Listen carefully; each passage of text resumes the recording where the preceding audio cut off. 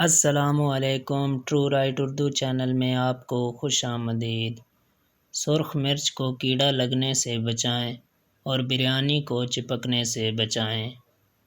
سرخ مرچ اگر 2 کلو ہو تو اسے پسوا کر سرسوں کا تیل 1 بڑا چمچہ ڈال کر ہاتھوں سے اچھی طرح مسل دیں تو اس کو کبھی بھی کیڑا نہیں لگتا۔